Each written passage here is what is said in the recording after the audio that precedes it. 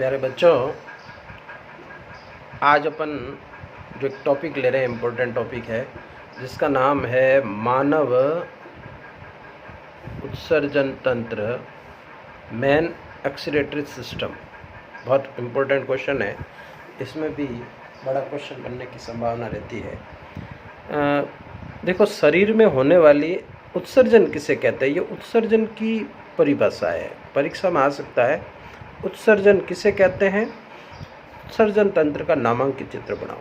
तो प्रश्न में लिखा है कि शरीर में होने वाली उपापचय क्रिया है जो कहाँ होती है, यकृत के अंदर, के फलस्वरूप विभिन्न प्रकार के अपशिष्ट पदार्थ बनते हैं और जो केवल अनावश्यक होते हैं हमारे शरीर में, उनको यहाँ ज़्यादा समय तक नहीं रख सकते, बल्कि हानिकारक भी होते हैं, जैसे CO2, जल, नाइट्रोजनी अपशिष्ट पदार्थ। तो जो नाइट्रोजनी अपशिष्ट पदार्थ होते हैं उनको द्रव अवस्था में शरीर से बाहर निकालने की प्रक्रिया को क्या कहते हैं बेटा, उत्सर्जन। उत्सर्जन इम्पोर्टेंट है, याद रखना। हमारे शरीर के नाइट्रोजनी अपशिष्ट पदार्थ जो यकृत के अंदर बनते हैं उनको शरीर से बाहर निकालने की क्रिया को क्या कहते हैं, उत्सर्जन कहते हैं। उत्सर्जन के लिए परीक्षा में ये प्रश्न आता है कि उत्सर्जी पदार्थ कौन कौन से हैं। तो उत्सर्जी पदार्थ जो होते हैं वो है अमोनिया, NH3, यूरिया और यूरिक अम्ल। ये ध्यान रखना, ये ज़्यादा हानिकारक है, ये उससे कम और ये उससे कम। तो ये तीनों की स्थिति याद रखना। ये तीन ही नाइट्रोजन अपशिष्ट पदार्थ। वास्तव में हमारे शरीर में यकृत जो है, शरीर की सबसे बड़ी पाचक ग्रंथि, उसके अंदर अमोनिया बनता है, NH3 बनता है, और ये ही अमोनिया हानिकारक होता है। तो इन उत्सर्जी पदार्थों का भी प्रश्न आ सकता है। उत्सर्जी पदार्थ क्या, इनको निकालने के लिए हमारे शरीर में एक बहुत बड़ा व्यवस्थित तंत्र है जिसका नाम है उत्सर्जन तंत्र। उत्सर्जन तंत्र जो नाइट्रोजनी अपशिष्ट पदार्थों को निकाल कर, ध्यान रखना। मुख्य उत्सर्जी जो तंत्र है, अंग है, वो हो जाता है किडनी, वृक्क, जो एक जोड़ी है। ये प्राणियों में नाइट्रोजनी अपशिष्ट पदार्थों को अमोनिया के रूप में उत्सर्जित करता है। अब उत्सर्जी पदार्थों के आधार पर जीवों को 3 भागों में बांटा। बढ़िया सवाल है, परीक्षा में आ सकता है, इम्पोर्टेंट है। कैसा है कि अमोनोटेलिक अमोनिया उत्सर्जी जीव, जो अमोनिया निम्न स्तरीय जीव होते हैं, ज़्यादातर जलीय जीव जो जल के अंदर घुलनशील, अमोनिया जल्दी से घुलनशील हो जाती है, इस अधिक जल की आवश्यकता होती है। और ये सरल प्रोटोजोआ है, पोरीफेरा है, हाइड्रा है, एनेलिडा है, जलीय आर्थ्रोपोड्स है। बढ़िया सवाल है, जलीय आर्थ्रोपोड्स मेडिकल के अंदर आता है, नीट के अंदर। और मोलस्का है, अलवणीय जल की मछलियां हैं। अलवणीय जल मतलब मीठा पानी।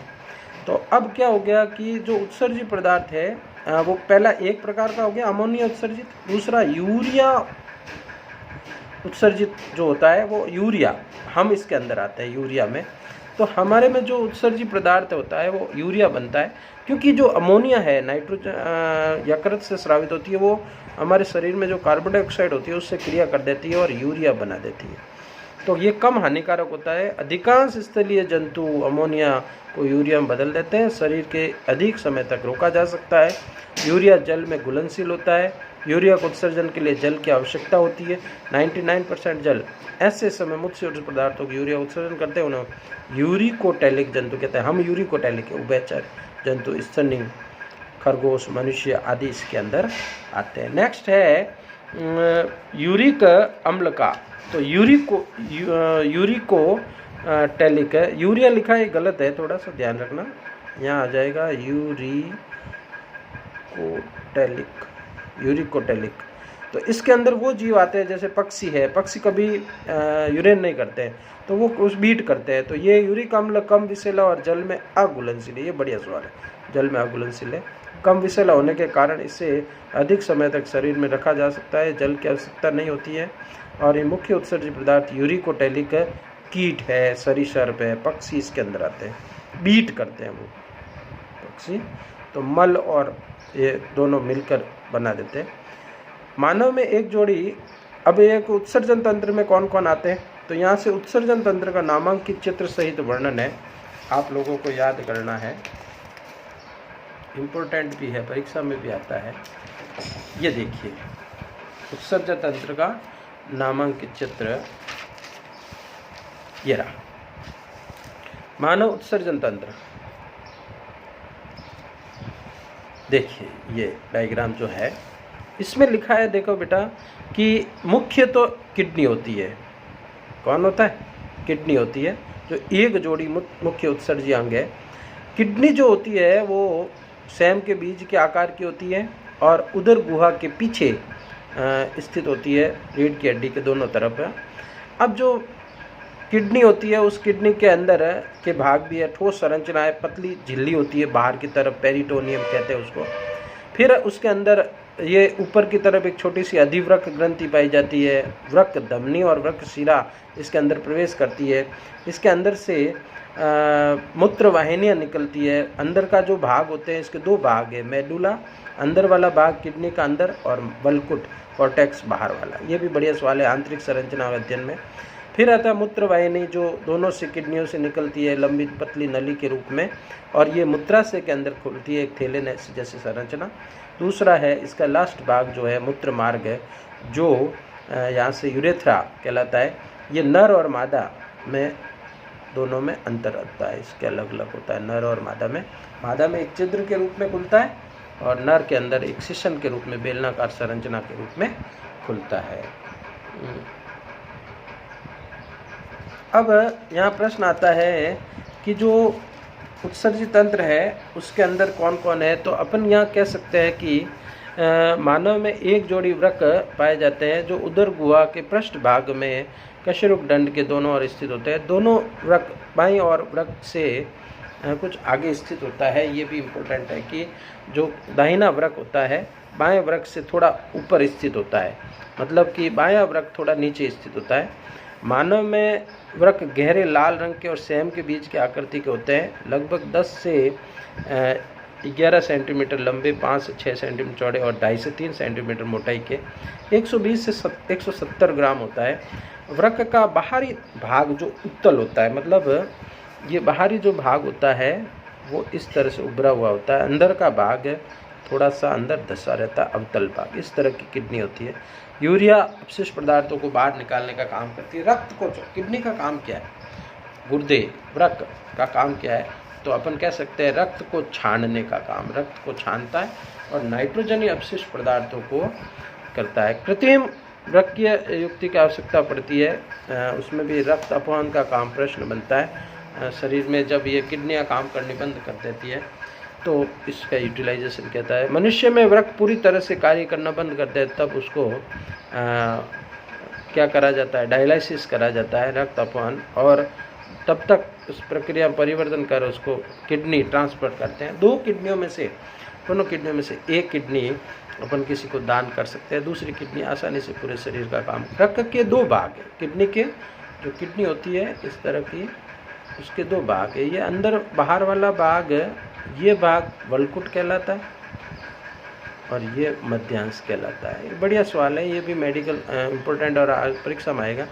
बाहरी भाग वल्कुट और आंतरिक भाग मध्यांश। मूत्रजनन नलिका में नेफ्रॉन के जो भाग होते हैं, ये भी प्रश्न आता है। मूत्रजनन नलिका जिसको नेफ्रॉन कहते हैं, ये परीक्षा में है, अभी बड़ा सवाल है इसका।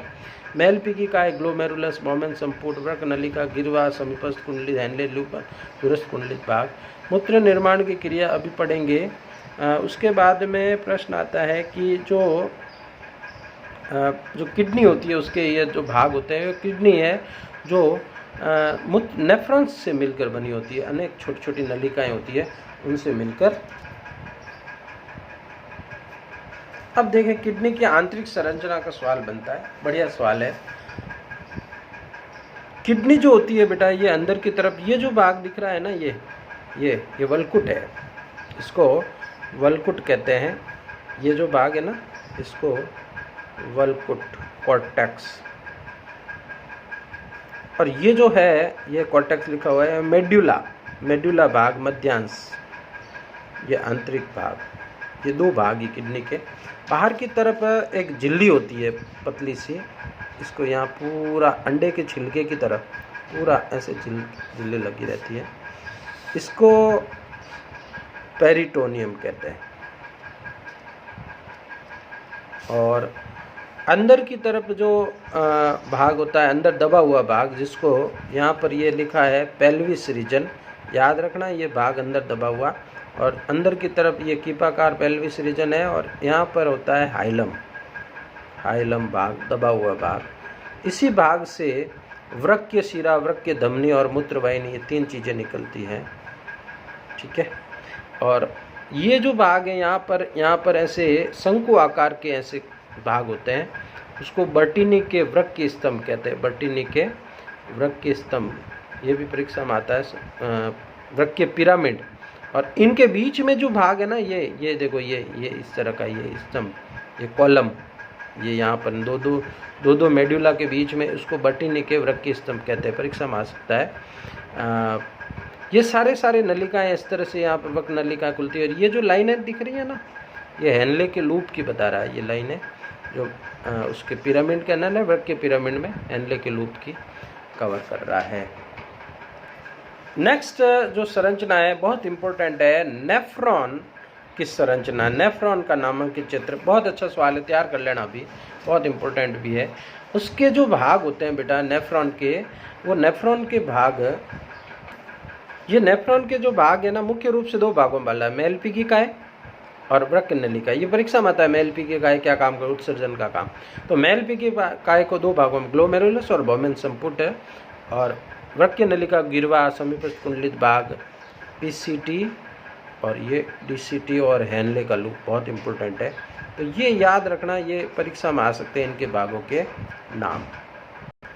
अब देखो इसमें जो बोमेन संपुट है, तो ये जो भाग है देखो यहाँ पर दिख रहा है, वृक्क नलिका जो होती है उसमें एक तो होता है बोमेन संपुट, ये पूरा ऐसा कप के समान संरचना, उसको बोमेन संपुट कहते हैं। उसमें बोमेन संपुट जो होता है उसके अंदर वृक्क धमनियाँ जो होती है, अभिवाही धमनिका, ये धमनी अभिवाही धमनी प्रवेश करती है और अंदर की तरफ 50 शाखाओं में शाखित हो जाती है यहाँ पर, तो उसको ग्लोमेरुलस या केशिका गुच्छ कहते हैं।